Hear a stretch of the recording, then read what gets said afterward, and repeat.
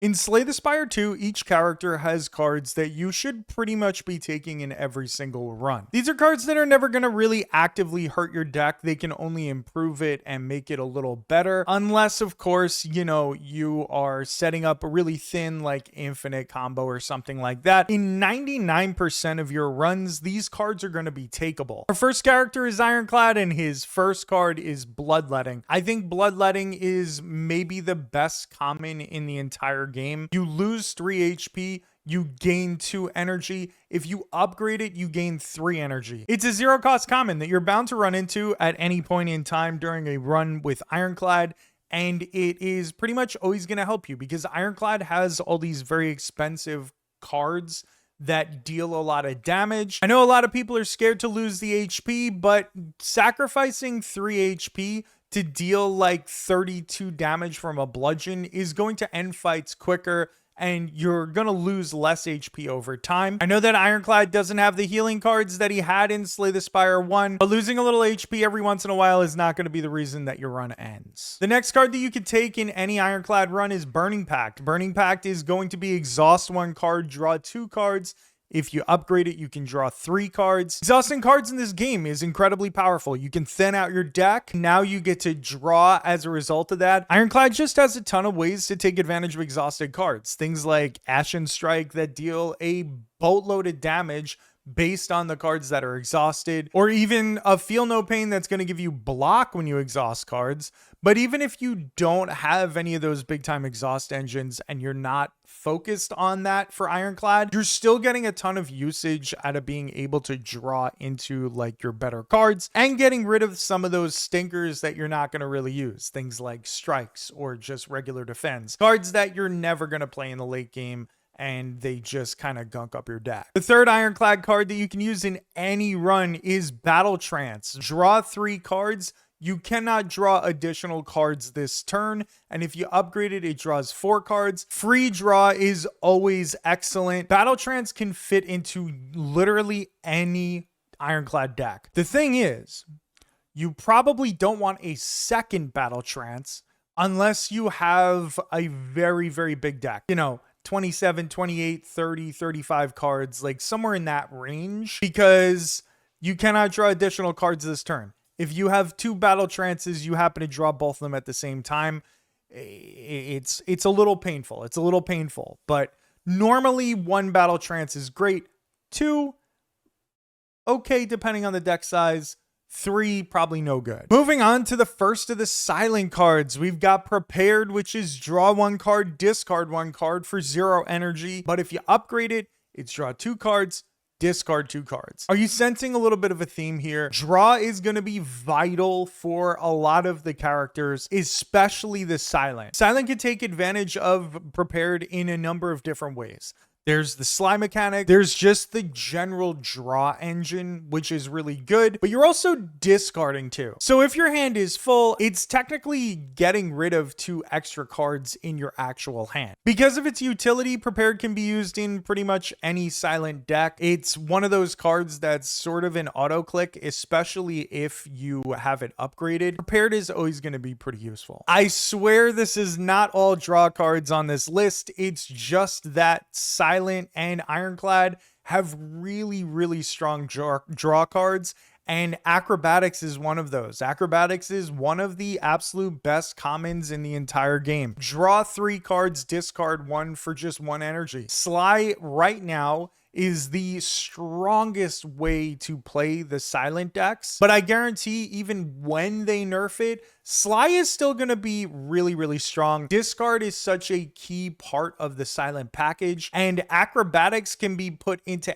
any single deck that you're playing. Even if it's a purely poison deck, even if it's a purely Shiv deck, you want that draw to get to your important cards, and spending 1 energy on it is usually always worth it. And look at this. Finally, a non-draw card from the silent. We got Piercing Wail. All enemies lose 6 strength this turn, exhaust. Piercing Wail is an amazing way to mitigate incoming damage against all enemies, especially if they're multi-striking. Because if an enemy is doing 6 times 6 damage, well, now it's doing 0 times 6 damage. It's very rare that Piercing Wail is not worth grabbing at least a single copy when you're playing silent decks, because it does so much to mitigate damage. And we actually have a bonus silent card, okay? We got Escape Plan, which is draw 1 card. If you draw a skill, gain 3 block. It is a 0 cost card that you can just add to your deck. Most likely you're going to have a ton of skills in a silent deck, but even if it doesn't draw a skill, all you miss out on is 3 block, and instead you draw the card that you otherwise would have drawn had you not drawn Escape Plan. This is just a card with literally no downside. Let's move on to the Regent, and we got Particle Wall first, which might be my favorite Regent card in the entire game. It's a super unique mechanic. It's a 0 energy, 2-star cost card that gains 9 block. Return this card to your hand.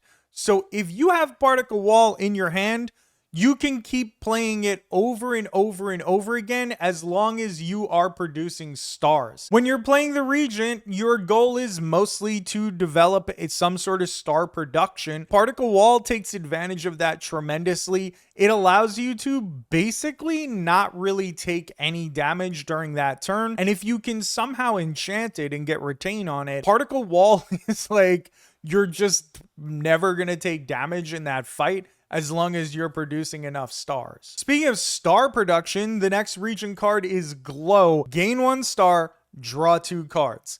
Now, little caveat to this card. In the beta patch currently, this card doesn't work the same way because it was just too strong. Instead, what it does is you draw 1 card on that turn, and then you draw 1 extra card on the next turn. Either way, Glow is a valuable card that you should probably pick up in every single Regent run. It was especially good when it was just draw 2 cards, but even in the beta branch, just because one of the draws is delayed doesn't make it a completely useless card. It just makes it so that you can't go infinite very easily when you're using Regent, which I think is totally fair. I know that they want to take infinites kind of out of the game a little bit of Slay the Spire 2. Glow is still very, very good. We talked about the importance of card draw, but more importantly, Glow is giving you easy star production that's going to allow you to do things like Particle Wall more. Our last Regent card is a rare card. I really wanted to avoid putting rare cards on this list because I thought it was more valuable if it was just commons and uncommons, and it would be a lot easier. I just couldn't leave Big Bang off. And spoiler alert, there is another rare card that's on this list because they should just be taken every single run. Big Bang is a 0 cost card. Draw 1 card, gain 1 energy, gain 1 star, forge 5. Big Bang just does literally everything that the Regent wants to do all in 1 card. It was just too hard to keep this rare card off the list because if you run into this in a run, it's just almost like an auto pick. Only thing is, most of the time when you run into rare cards, you're running into them as boss rewards. So Big Bang, while technically always a good pick in a Regent deck, it doesn't need to be picked alongside those other 2 rare cards because they might be something that fits the mold of your deck a little better. So while the rest of this list is you should have a copy of one of these cards in each of your decks for each character, Big Bang is a little bit of an exception because it's a rare card. It's way harder to get, and therefore sometimes when you're presented with the rewards of 2 different rare cards, both are equally hard to get, and the other one might fit your needs a little better.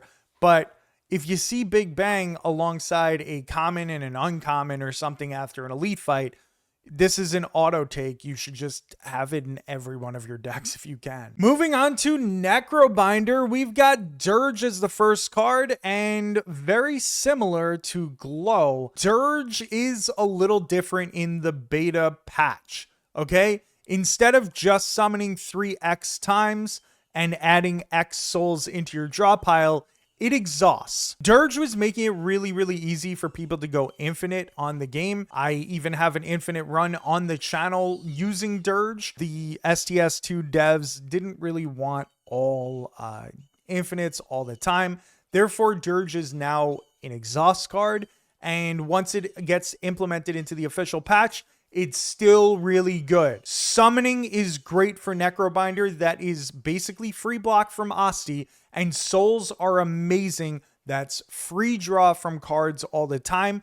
Even with the nerf, Dirge is an absolute must pick every single time. Still just a very, very powerful card. Enfeebling Touch is my next candidate for Necrobinder because it's an ethereal card where the enemy loses 8 strength this turn. We already talked about how powerful it is for an enemy to lose strength when we talked about Piercing Wail. This is essentially Piercing Wail, but instead of being AoE, it only targets one enemy, but that is super strong. It is something that you can pretty much fit into any Necrobinder deck, and it's always just going to be useful. Yes, it's ethereal, but if you don't need it for that fight, you can just let it exhaust and move on from it. Enfeebling Touch is something that you probably want to have as a part of damage mitigation for Necrobinder. I find that a lot of people I've seen in my streams and things like that have complained to me that they take too much damage when they're Necro and Asti dies a lot.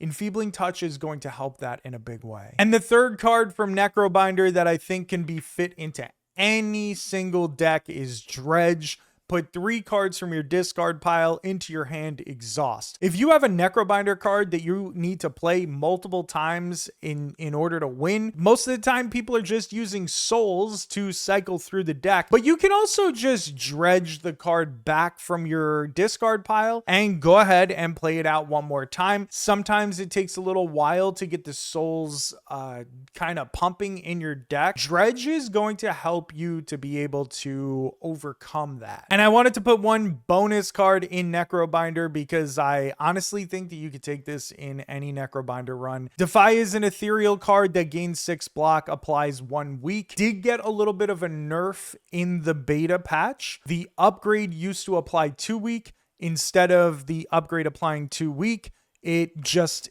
gains a little extra block. It goes up to 9, even without an extra week. Defy is just sort of a card that's useful when you're playing Necrobinder. And if it isn't useful in that particular fight, it is ethereal and it'll exhaust itself. And we're up to our last character. It's Defect. Hologram is absolutely incredible, specifically when you upgrade it. I'm not really sure why the card art is wrong here, but Hologram, when it's not upgraded, it exhausts. It's especially really good once you upgrade it because then it doesn't exhaust. With a Hologram Plus, you can put a card from your discard pile into your hand every single time you draw it. That works out really well if you have a big attack that is the reason that you win all the time. It works really well if you have something like a claw where you need to play a bunch of them and you need to just recover them from the discard pile really quickly. Hologram works in a ton of different situations. It's literally never a useless card in Defect. It's always got utility, even if that utility is just gain 3 block or gain 5 block. And of course, how could we talk about a Defect without talking about a little bit of draw? We got Skim, which is a 1 energy card, draw 3 cards. This is very, very similar to Acrobatics, except you don't have to discard anything. And we already talked about how important it is to have card draw. Skim is especially good on Defect because it pretty much doesn't hurt you at any point in time if you have a Skim in your deck. It allows you to cycle through the deck quicker. And I told you there was one more rare card on the list, and here it is. Super critical, gain 4 energy, exhaust. Or if you upgrade it, it's gain 6 energy, exhaust. Super critical, has absolutely 0 downside, just like it's 0 cost. Energy and draw is what keeps your runs pumping in Slay the Spire 2. And super critical provides you with a boatload of energy.